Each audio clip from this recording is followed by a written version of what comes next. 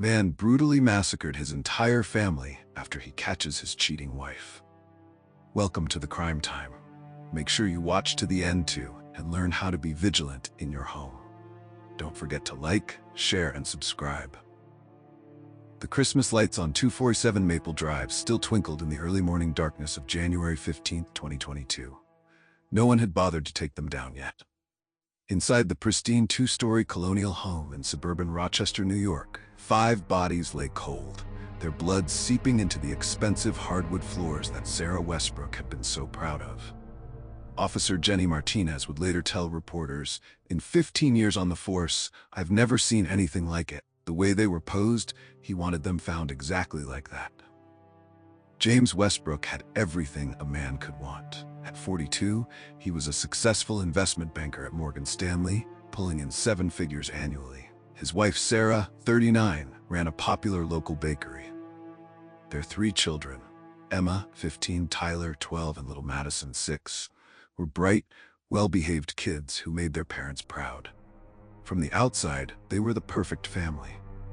Their neighbors on Maple Drive would often comment on how James still kissed Sarah goodbye every morning before work, how they held hands during their evening walks, how their lawn was always immaculate. They were like something out of a magazine, said neighbor Betty Thompson, 67. James would shovel my driveway every winter without being asked. Sarah always brought me cookies. Those kids were so polite. How could we have known? It started with a text message, a simple ding on Sarah's phone while she was in the shower. James hadn't meant to look. He'd always respected her privacy during their 17 years of marriage. But her phone kept buzzing, and when he glanced over, the preview message made his blood run cold. "Last night was amazing. Can't wait to taste you again. Delete this." The sender was labeled Carol from book club. James knew every one of Sarah's friends. He knew she wasn't in any book club. His hands shaking, he picked up the phone. Sarah's fingerprint password was the same as always. She'd never bothered to change it from when they set up the phone together. They had no secrets, or so he thought. The messages went back months. Hundreds of them. Photos, videos. His Sarah, his high school sweetheart, the mother of his children, with another man. Not just any man. Mark Davidson, his best friend since college, the best man at their wedding. Detective Ryan Cooper would later find James's internet search history from that morning. How to tell if wife is cheating, signs of long-term affair, how to catch cheating spouse, what percentage of affairs end in divorce, how to hide assets before divorce. But James didn't confront Sarah, not yet. Instead, he did something that would later prove crucial to understanding the massacre. He started planning. Looking at his online activity, Detective Cooper noted, it's clear this wasn't a crime of passion. From the moment he discovered the affair, James Westbrook began methodically preparing for what he would later call the correction. While James quietly gathered evidence of the affair, life in the Westbrook household continued as normal. He kissed Sarah goodbye each morning, helped the kids with homework, attended Tyler's baseball games, and hosted neighborhood barbecues. Sarah never noticed the changes in her husband. The new gym membership he never used, the therapy appointments that didn't exist, the late nights at the office spent parked outside Mark Davidson's house, the secret camera he installed in their bedroom, the voice-activated recorder hidden in Sarah's car. For 3 months, James documented everything. Every meeting, every text, every lie about girls' night out or working late at the bakery. Mark Davidson's wife, Jenny, had no idea either. She and Sarah were close friends, often having coffee together while their husbands were supposedly at work. James had video of Sarah comforting Jenny about her distant husband, all while sleeping with him behind her back. On October 12, 2021, James received a promotion at work. Senior Vice President of Investment Strategy. It came with a corner office, a substantial raise, and a celebration dinner at Le Petit Bistro, Sarah's favorite restaurant. "I remember them that night," said Maurice Laurent, the restaurant's owner. "They seemed so happy. He ordered champagne. She was wearing this beautiful red dress. They were laughing, holding hands across the table. If you'd told me what would happen next, I would have said you were crazy." What Maurice didn't know was that James had chosen that night specifically. Earlier that day, he'd followed Sarah to the Hampton Inn just outside of town. He had videos of her and Mark entering together, leaving 2 hours later. He had the receipt from her credit card for the room. The celebration dinner wasn't just for his promotion. It was the last normal moment he would allow his family to have. James drove home from Le Petit Bistrot with one hand on the wheel, the other holding Sarah's. She was tipsy from the champagne, her head resting against the window, humming along to their wedding song playing on the radio. "I love you," she said, squeezing his hand. James smiled, the same warm smile he'd given her for 17 years. "I love you too, sweetheart." Inside, he felt nothing. The security footage, the Westbrook's home security system, captured what happened next. The timestamps would later become crucial evidence. James and Sarah arrive home. 9:52 p.m. Sarah heads upstairs to check on the kids. 9:54 p.m. James goes to his study, retrieves a USB drive. 10:01. Sarah comes downstairs in her nightgown. James asks her to sit down, says they need to talk. "I want you to watch something," James said, connecting his laptop to their large TV screen. Sarah sat on their plush leather couch, still smiling from the evening. That smile froze as the first video began playing.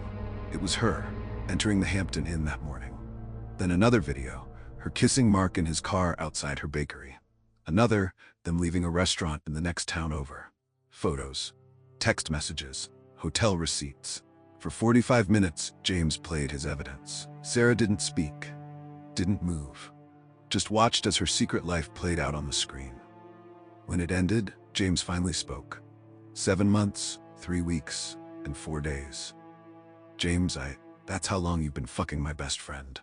The security footage shows Sarah breaking down, falling to her knees, trying to grab James's hands. He stands perfectly still, looking down at her with what Detective Cooper would later describe as terrifying calmness. Upstairs, 15-year-old Emma wasn't asleep. She'd been texting her boyfriend when she heard her mother's sobs. The police would later find her final text message. "Parents fighting. Mom's crying really bad. GTG." Emma's boyfriend, Justin Parker, replied, "Everything okay?" The message was never read.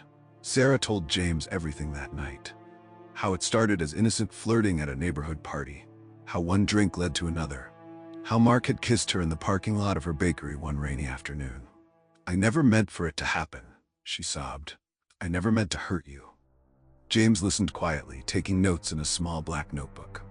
The notebook would later be found in his desk, containing detailed accounts of Sarah's confession, including dates, locations, and specific details about the affair.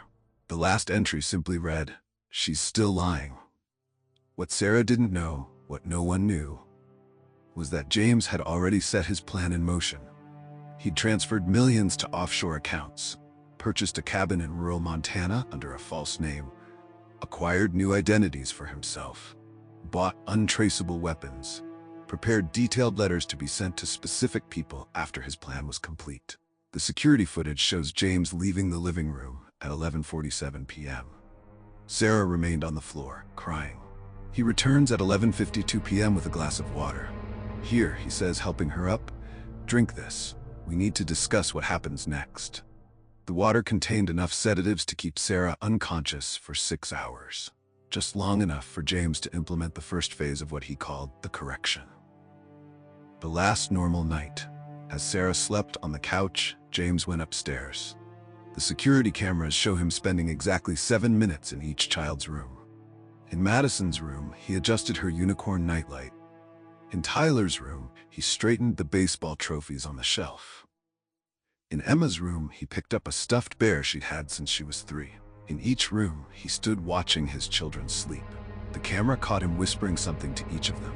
Due to the audio quality, only fragments were recovered. To Madison, "Daddy loves you, princess." To Tyler, "Always been so proud." To Emma, "Sorry about what comes next." Then he made 3 phone calls. 1 to his office, leaving a message about taking a family emergency leave. 2 to Sarah's bakery, saying she had food poisoning. 3 to Mark Davidson. The call to Mark Davidson lasted exactly 3 minutes and 47 seconds. Police would later recover the recording from James's phone. "Mark, sorry to call so late. We have a situation with Sarah." "What's wrong? Is she okay?" "She's not feeling well. Could you come over? She's asking for you." Now, it's past midnight. She's really upset. Please, man, I need your help with this. Okay, give me 20 minutes. The security footage shows James hanging up, then methodically checking each window and door lock. He turns off all the lights except for the porch light, creating a single illuminated path to the front door. For the next 18 minutes, James sat in his leather armchair facing the front door. The camera catches him repeatedly touching something in his pocket. Later investigation would reveal it was a photo of his wedding day. James, Sarah, and Mark all smiling at the camera.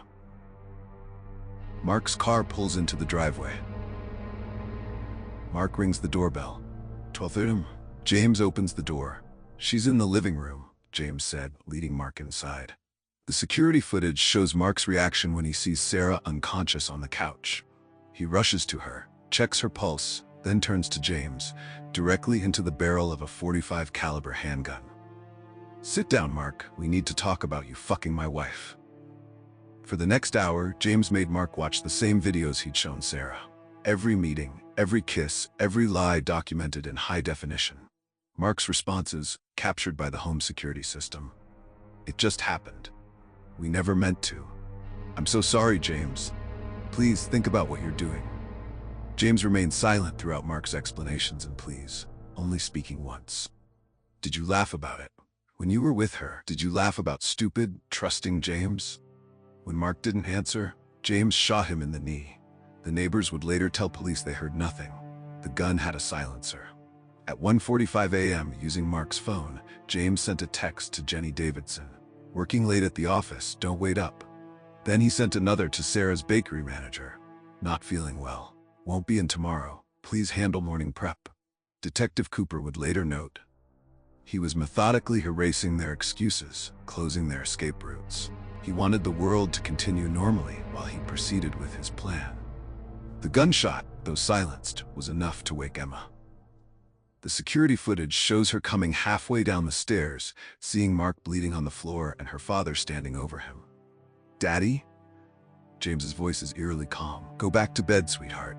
Everything's fine. Emma runs back upstairs. Her phone shows multiple attempted calls to 911, none connected. James had already disabled the house's cell signal and internet connection. The security footage shows Emma going into Tyler's room, then both of them hurrying to Madison's room. The last footage from the upstairs cameras shows all three children huddled together in Madison's princess-themed bedroom. Tyler holding a baseball bat, Emma clutching her phone, and Madison crying softly into her unicorn pillow. At 2:15 a.m., James sent one final text from his own phone to his mother. Mom, I know you'll never understand this, but they broke something inside me. I have to correct it. I love you. Don't come to the house tomorrow.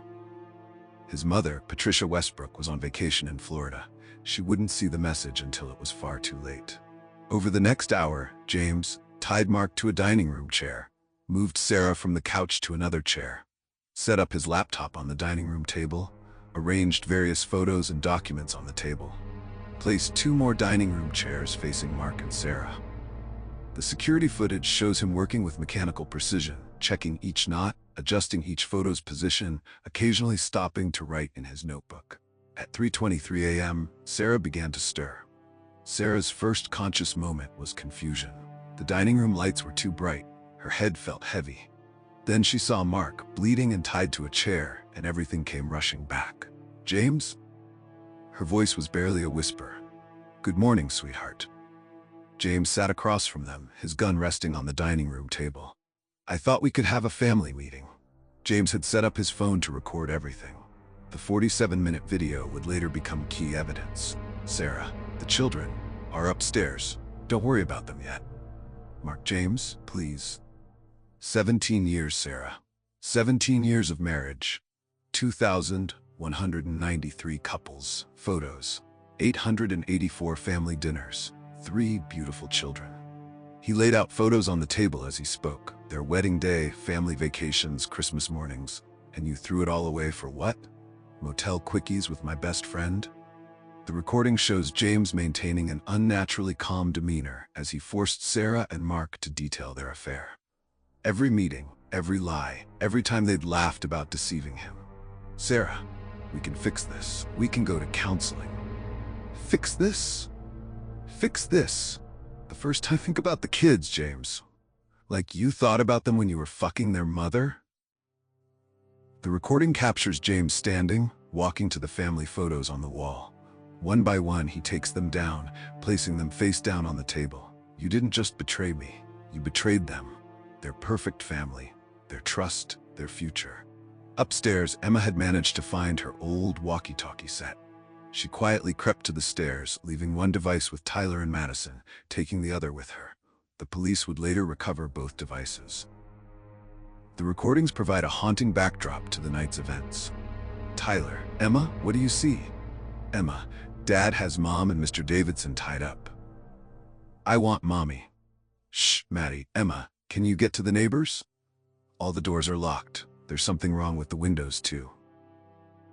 James had secured all possible exits the week before, installing hidden locks and reinforcements. Back in the dining room, James revealed more evidence. Credit card statements showing hotel charges, screenshots of deleted text messages, photos from private investigator surveillance, a USB drive containing hundreds of intimate messages. Sarah, how long have you known? James, long enough to know you're still lying. Mark, what do you mean? Tell her, Mark. Tell her about Jenny. The recording shows Mark's face going pale. It turned out Mark hadn't just been sleeping with Sarah. There had been others. Jenny's sister, a coworker, his daughter's tennis coach. Sarah listened, her face crumbling as she realized she wasn't special. She was just another conquest. James, did you really think you were the only one? That you were special? Please, James, the children need to know the truth about both of you. At 4:15 a.m., James did something unexpected. He called upstairs. Emma, Tyler, Madison, come down here. Now. Don't go. We have to. He'll come up if we don't. Madison, I'm scared. Hold my hand, Maddie. Tyler, bring your bat. The security footage shows all three children descending the stairs. Emma leading, Madison clutching her hand, Tyler bringing up the rear with his baseball bat. Put the bat down, son. Sit down. All of you. It's time for a family meeting. The children sat in the remaining dining room chairs, facing their mother and Mark. Madison tried to run to Sarah, but James caught her arm. No, princess. Stay in your seat. Mommy and Uncle Mark have something to tell you. The dining room of the Westbrook home had become a makeshift courtroom. James sat at the head of the table, his children to his right, his wife and former best friend bound to his left. The security cameras captured every moment of what Detective Cooper would later call the most chilling family meeting in criminal history. James, tell them, Sarah. Tell our children what you've been doing. Please, not in front of them, slamming his hand on the table. Tell them! Emma, at 15, already understood. Tyler, 12, was piecing it together. 6-year-old Madison just kept asking why Mommy was crying. I made a mistake. I hurt Daddy very badly. Be specific. I can't. Be specific. The security footage shows each child's reaction as Sarah confessed to her affair. Emma turned away, tears streaming down her face. Tyler stared at the floor, his hands clenched into fists. Madison, not fully understanding, kept looking between her parents. Madison, but Uncle Mark is Daddy's best friend. James was Daddy's best friend. At 4:45 a.m., Tyler suddenly stood up. Tyler, I hate you. I hate both of you. Sit down, son. You ruined everything. Why couldn't you just love Dad? Sarah, Tyler, baby, please. Don't call me baby. The security footage shows Tyler running upstairs. The sound of breaking glass follows. He was smashing every photo of Sarah in his room. Emma, Dad, please. Let us go to Grandma's. James, no one's going anywhere. This family meeting isn't over. James pulled out an envelope and began reading. Dear Emma, Tyler, and Madison, by the time you're old enough to really understand this letter, everything will be over. I want you to know that what I'm about to do isn't your fault. Your mother and Uncle Mark broke something sacred. They didn't just betray me. They betrayed you. They betrayed our family. Some people might call what I'm going to do crazy. They'll say I snapped. But I want you to know that every action I take tonight is done with clear thought and purpose. This isn't madness. This is justice. I love you more than life itself. That's why I can't let you grow up thinking this is okay. thinking that betrayal and lies are normal, thinking that love means nothing. Forgive me, Dad. James set down the letter and looked at his children. James, in a few hours, people will start wondering where we are. They'll come looking, they'll find us, and they'll understand why this had to happen. Dad, you're scaring us. Sometimes fear is necessary for understanding. Madison, I want to go to bed. Soon, Princess. Very soon. 5:15 a.m., James sends Tyler's baseball bat skidding across the floor. Pick it up, son. From the stairs. What? Pick it up.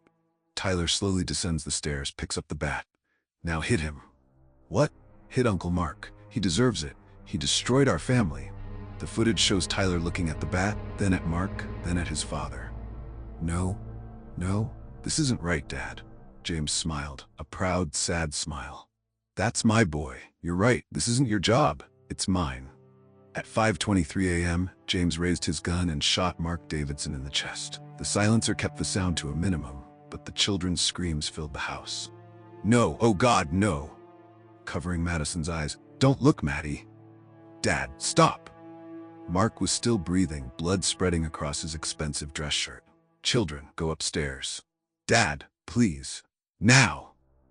The security footage shows Emma practically carrying Madison upstairs, Tyler following backwards, his eyes never leaving his father. They barricaded themselves in Emma's room, pushing her dresser against the door. He shot Uncle Mark. Shh, Maddie. Shh. What's happening to Dad? That's not Dad anymore. Downstairs, Mark Davidson was bleeding out in the expensive dining room chair Sarah had picked out 3 years earlier. The recording captures his last words. Mark, James, the kids. Don't speak. You lost the right to mention my children. Please, let me help him. Like you helped destroy our marriage. James began laying out more documents on the table, now stained with Mark's blood. Hotel receipts, bank statements, phone records, private investigator reports, screenshots of deleted messages. James, I have a question, Sarah. Did you ever love me? Of course I did, I do. Then why? I don't know.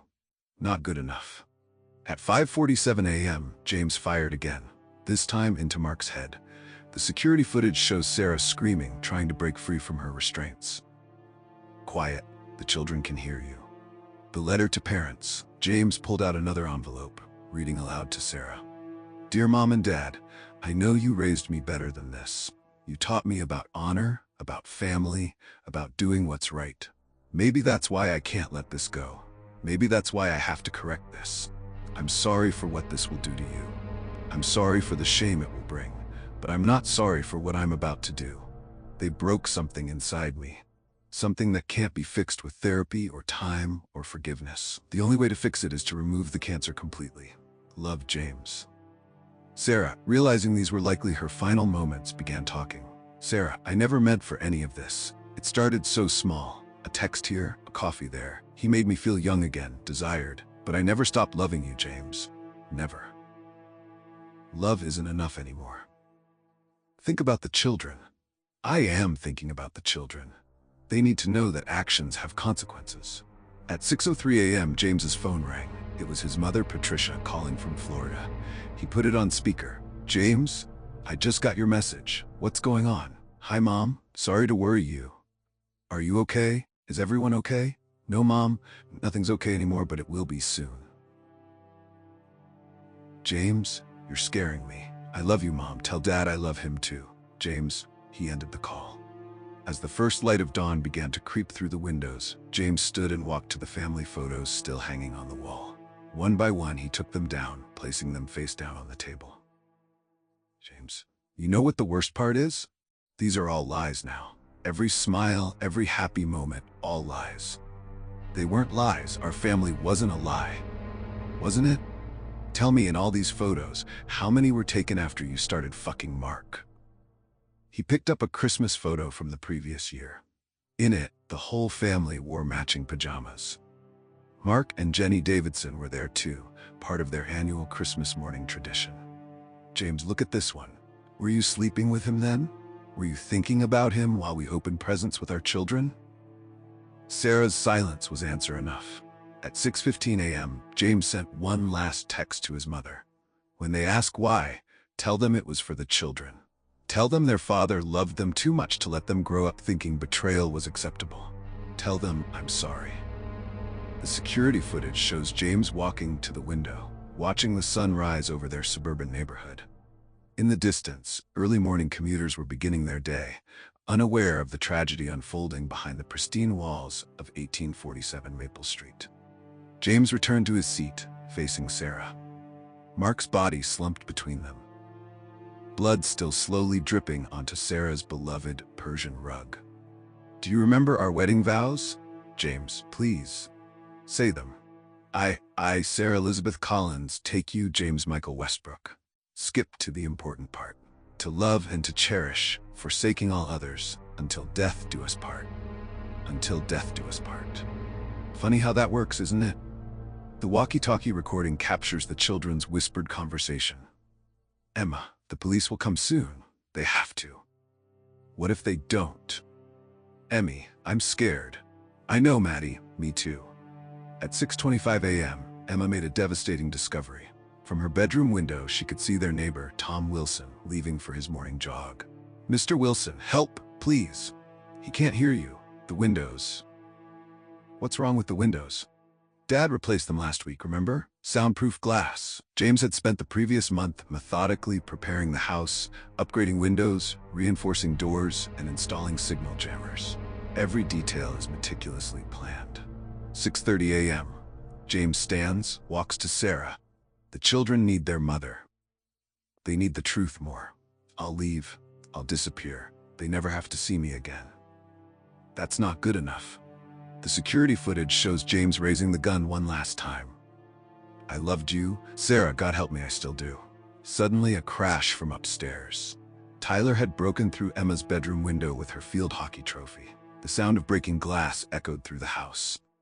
"Emma, help! Somebody help us!" The neighbors would later report hearing the screams, but by then, it was too late. James fires. Police sirens in the distance. It's 34 a.m. James sits back down at the dining room table. He begins writing his final letter. "To whoever finds us, I want to be clear about what happened here. This wasn't a crime of passion. This wasn't a man who lost control. This was justice. This was consequence. This was necessary. My children will never understand, not really. But someday, they'll know I did this for them. To show them that honor matters, that vows mean something, that actions have consequences. To my children, I'm sorry you had to see this. I'm sorry for the pain this will cause. But I'm not sorry for teaching you the most important lesson of your lives. Betrayal cannot go unpunished. To my parents, I know this will break your hearts. I know you'll blame yourselves. Don't. You raised me right.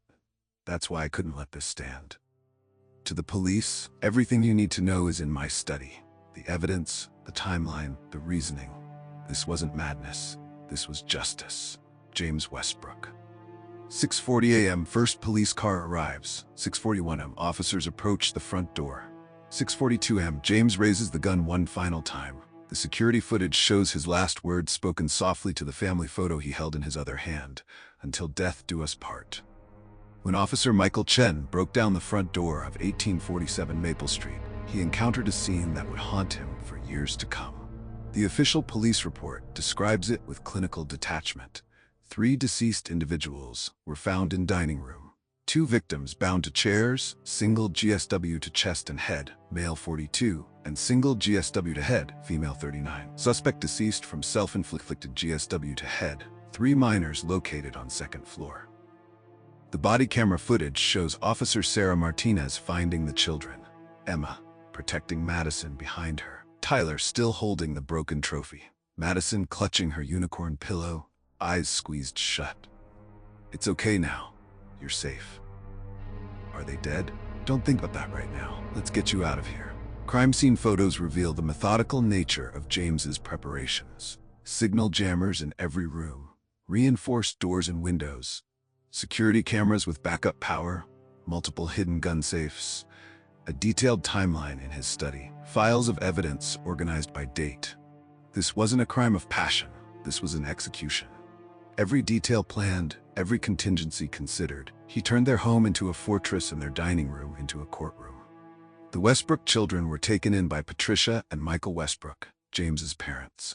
They moved across the country, changed their names, and started fresh. Jenny Davidson moved away within a month. Their children transferred schools. The house sold well below market value. The neighborhood never quite recovered. The house at 1847 Maple Street remained empty for years, a silent monument to betrayal and revenge. The media dubbed it the perfect family massacre. True crime shows created specials. Books were written. Everyone wanted to understand how the perfect family man became a killer. James's study revealed years of surveillance, 847 photos, 1,236 text messages, 312 hotel receipts, 89 video recordings, 23 private investigator reports. Detective Cooper, he didn't just catch them. He documented everything, built his case like a prosecutor. In addition to the final letters, James left individual messages for each child to be opened on their 18th birthdays. They remain sealed, held in trust by his parents. The case file remains open, not for lack of evidence, but because some questions can never be fully answered. When did James first suspect? Why did he wait so long to act? Could anyone have stopped him? What do the sealed letters contain? Today, 3 years later, starting college under a new name, in therapy, struggling with anger, Madison has no clear memories of that night. Patricia and Michael, raising their grandchildren, trying to balance love with truth. Remarried, moved to Oregon. The house, finally sold, completely renovated, new address assigned. Detective Cooper's final report included this observation. In the end, this wasn't just about infidelity. It was about a man who believed so strongly in the sanctity of family that he destroyed his own. He thought he was teaching his children about consequences. Instead, he taught them about loss. Was justice served? Could it have been prevented? What happens to the children now? How do you heal from something like this? Where is the line between justice and revenge? 3 years, 2 months, and 18 days. That's how long it's been since I last saw my parents alive. Sometimes I wonder if time is supposed to make it easier. It doesn't. It just makes it different. Today I opened Dad's letter, the one he left for my 18th birthday. I've had it for 3 years but couldn't bring myself to read it until now. Grandma says that's okay.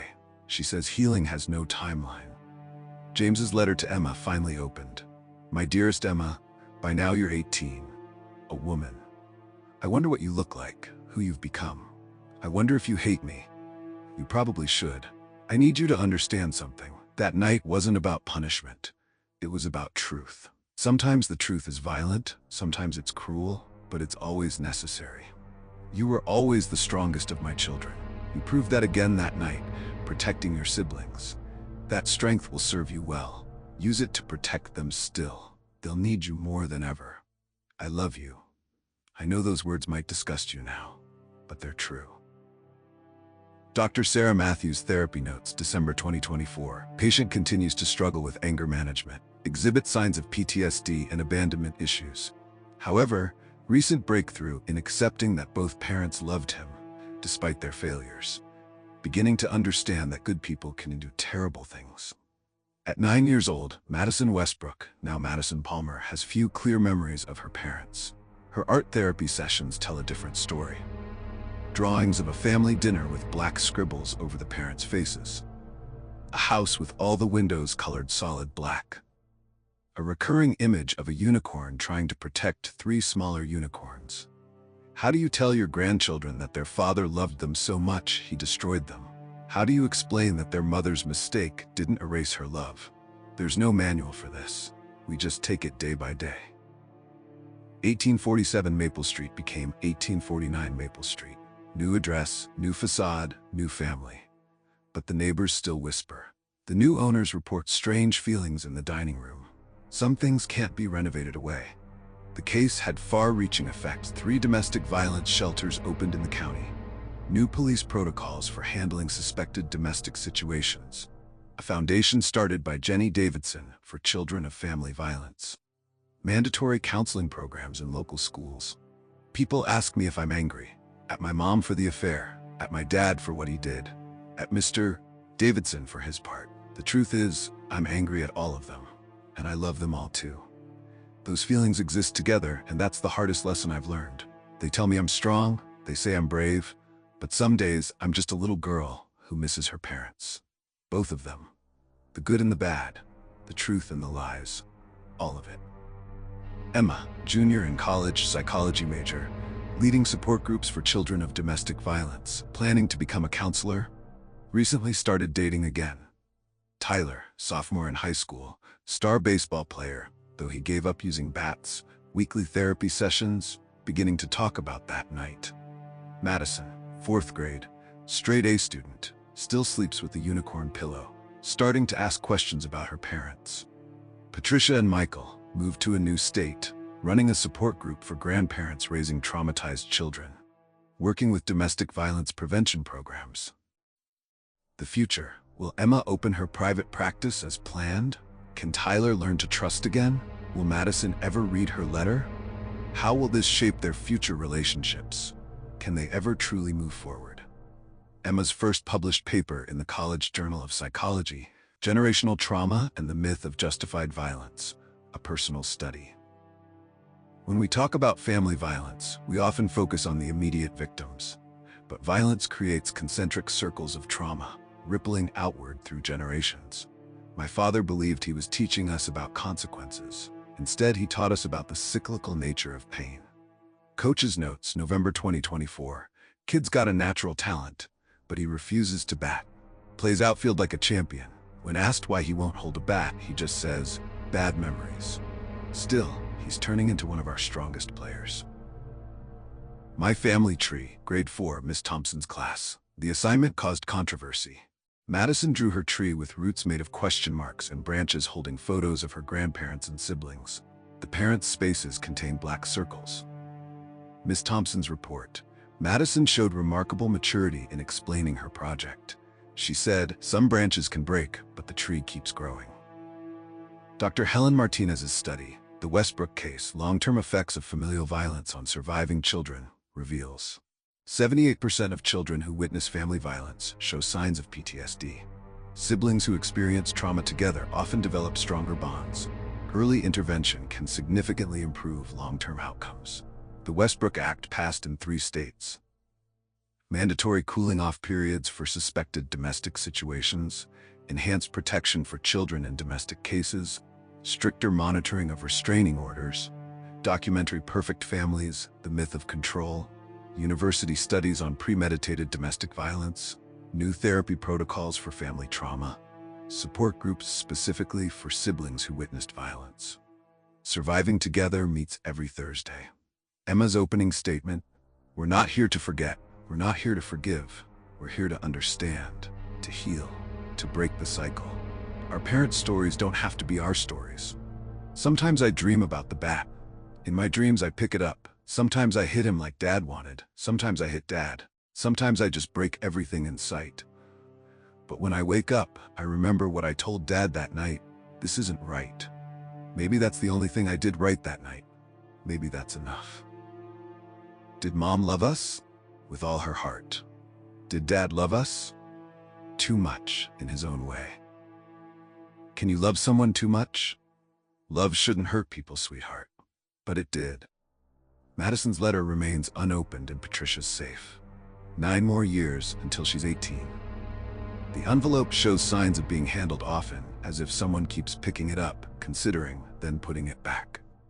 Emma's graduate school application essay. People ask me what I want to do with my life. They expect me to say I want to help people, to prevent what happened to my family from happening to others. That's part of it. But the truth is I want to understand. Understanding is the first step to healing, and healing is the first step to change. My father thought he was breaking a cycle of betrayal. Instead, he created a cycle of violence. My mission is to break both cycles, to show that love doesn't have to be perfect to be real, that justice doesn't have to be violent to be true. This is my legacy. Not the tragedy that shaped us, but the healing we choose to pursue.